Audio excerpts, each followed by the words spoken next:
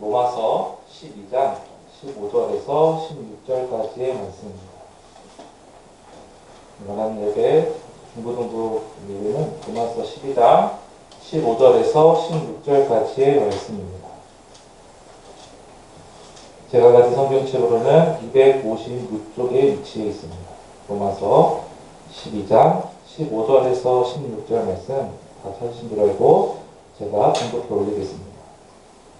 즐거워하는 자들과 함께 즐거워하고 우는 자들과 함께 울라.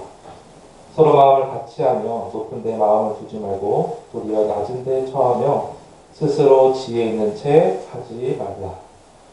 아멘. 오늘 로마서 12장 15절에서 16절 말씀을 가지고 함께 그리고 같이라는 제목으로 말씀 나누고자 합니다. 성경의 이야기는 혼돈하고 공허하는 가운데 하나님께서 세상을 만드신 이야기로 시작해요. 하늘을 만드시고 땅을 만드시며 해와 달을 만드시고 또 새와 물고기, 동물을 만드시고 그리고 창조 사역의 활용정점이라고 할 수 있는 이 인간 창조를 통해 사람을 만드시는 일을 통해서 하나님은 이 세상의 조화를 이루십니다. 하나님은 처음 이 아담이라는 사람을 만드시며 그의 삶을 지켜보셨고 홀로 있는 그를 보시며 하와라는 여자를 만들어 주셨어요. 특별히 아담의 갈비뼈를 취해 여자를 만드시고 두 사람이 한 몸임을 말씀해 주세요. 이것이 인류 문명 최초로 있던 공동체의 시작이자 사람이 함께 살기 시작한 때입니다. 그렇게 공동체를 이루며 아름답게 살아가고 있는데 뱀이 찾아와 그들의 관계를 흔들어 놓기 시작해요. 그것이 무엇이죠? 바로 거짓과 속임수입니다. 결국 아담과 하와는 이 뱀의 유혹에 넘어가 죄를 짓게 되고 그 죄로 인해 그 둘의 관계는 깨어지기 시작해요.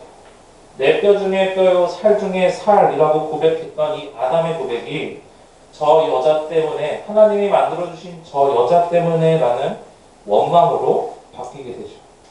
그곳에서 그들은 싸우기 시작합니다. 서로를 탓하고 변명하기 바쁩니다.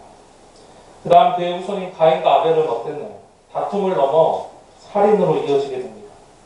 하나님은 가인에게 이 죄가 너를 원하니 너는 죄를 다스려야 한다라고 말씀하시지만 이 가인은 그 말을 듣고 자신을 바꾸기는커녕 자신의 동생이 하나님의 제사를 받았다는 그 사실에 시기와 질투 가운데 아벨을 죽이는 상황에 이르게 됩니다. 사람과 사람의 그 관계가 화목하게 또 평화롭게 살지 못하게 된 가장 중요한 문제는 하나님의 말씀에 불순종하여 죄를 범한 후부터였습니다. 사람이 죄를 지음으로 하나님과의 관계도 사람과의 관계도 불편한 관계가 되었다는 것이죠. 그렇게 우리가 다른 사람과 함께 잘 살기 위해 가장 기본적이고 소중한 것은 하나님과의 관계를 회복하는 것입니다. 그렇다면 우리는 이 하나님과의 깨어진 관계를 어떻게 회복할 수 있을까? 사람이 지으신 하나님께서는 인간이 죄를 범한 때부터 어떻게 도우실지를 계획하셨어요. 사람이 사람으로서 사람과 함께 살아가기 위해서는 어떤 특별한 방법이나 교육 이전에 자신이 하나님 앞에 죽을 죄인인 것과 죄의 용서가 오직 예수님밖에 없음을 믿고 구원을 얻어 새로운 피조물로 다시 태어나야 하는 것뿐입니다. 그래서 사도 바울은 이 로마서를 기록하면서 인간의 죄인됨과 예수 그리스도의 복음을 강조하고 있는 것입니다. 하나님과의 관계를 회복해야 사람과 그 사람의 관계도 회복하고 화목할 수 있기 때문입니다. 오늘 우리가 읽는 이 로마서는 이 사도 바울이 로마 교회에 있는 성도들에게 그들이 살아갈 방법과 거짓 교사의 그 공격 속에서 무엇을 지키며 살아야 할지를 말해주고 있습니다. 그리고 로마서 12장은 하나님과의 관계된 이 회복된 자녀들이 관계가 회복된 자녀들이 사람과의 관계 속에서 어떻게 살아야 할지를 말해주고 있습니다. 먼저 본문 15절입니다. 제가 읽겠습니다. 즐거워하는 자들과 함께 즐거워하고 우는 자들과 함께 울라라고 이야기하고 있습니다.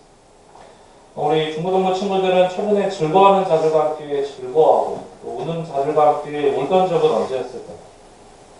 승민이가 다리 함께하고 있는데 승민이에게 함께 울고 또 즐거워하던 때가 언제였는지 또 어떤 일로 함께 울고 즐거워했을까요?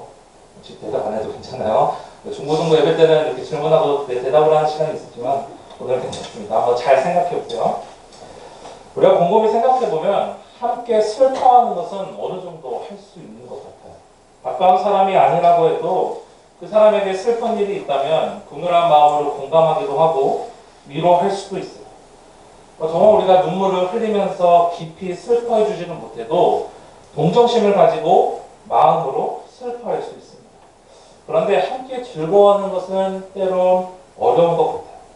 사람마다 조금씩 다르겠지만 누군가가 잘 되고 또 좋은 소식을 들었을 때 우리의 마음은 함께 기뻐하기보다는 질투가 나기도 하고 샘이 나기도 합니다.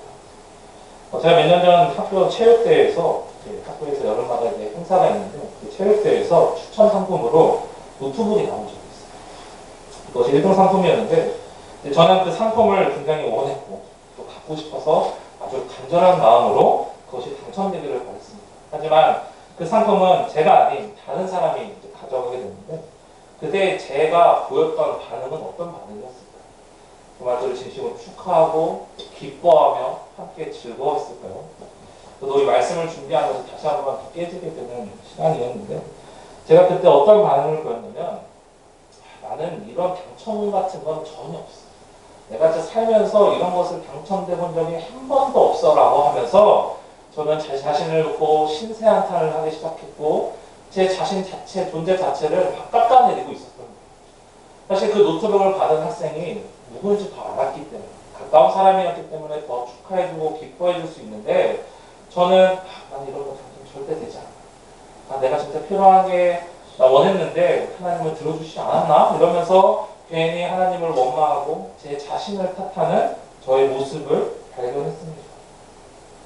뭔가 그 사람이 받은 것에 대해 부러워하고 자신을 탓하면서 안타까워하는 제 모습을 발견하게 됐습니다. 우리 안에 있는 이 시기와 질투는 때로는 걷잡을 수 없이 커지기도 합니다. 제가 앞서 말한 것처럼 가인과 아벨만 봐도 우리는 알 수 있어요. 하나님께서 자신의 재물을 받지 않고 동생의 재물을 받으신 것을 보고 가인은 분해합니다. 그리고 그 시기와 질투는 살인으로 이어지게 되죠. 이것은 단순히 사람과의 그 관계를 해치는 것뿐 아니라 하나님과의 관계도 끊어버리는 행위였어요. 살인을 통해 하나님의 명령을 어기는 죄로 이어지게 되는 것이죠. 그렇다면 우리가 함께 울고 기뻐하기 위해서는 어떻게 해야 될까요? 사도 바울은 16절에 이렇게 이야기하고 있습니다. 서로 마음을 같이 하며 높은 데 마음을 두지 말고 도리어 낮은 데 처하며 스스로 지혜 있는 채 하지 말라라고 우리에게 이야기하고 있습니다. 여기서 서로 마음을 같이 한다는 것은 영어 성경으로 보면 하모니라고 번역되어 있습니다. 하모니는 다시 말해 다른 사람과 조화롭게 살라는 것입니다. 이 조화롭게 산다는 것은 다르다는 것이 전제되어 있기 때문에 우리가 이 다르기 때문에 뭔가 다투거나 시기하거나 질투하는 것이 아니라 서로 잘 어울려져서 내가 없는 것들을 이 사람이 갖고 있다면 또 이 사람이 없는 걸 내가 갖고 있다면 서로 도우면서 서로 조화를 이루면서 살라는 뜻입니다. 서로 부족한 부분을 서로가 채워주고 잘하는 일에 칭찬을 아끼지 않으며 한 마음으로 조화를 이루라는 것입니다. 나는 내성적, 너는 외형적이라고 해서 서로의 없는 부분을 지적하거나 공격할 것이 아니라 서로 없는 것들을 채워줄 수 있는 조화를 이룰 수 있어야 한다는 것입니다. 여러분들 퍼즐 한 번씩 다 해봤을 거예요. 그 그림 퍼즐은 한 그림에 적게는 10조각, 많게는 1000조각 이상으로 쪼개진 퍼즐 조각이 있습니다.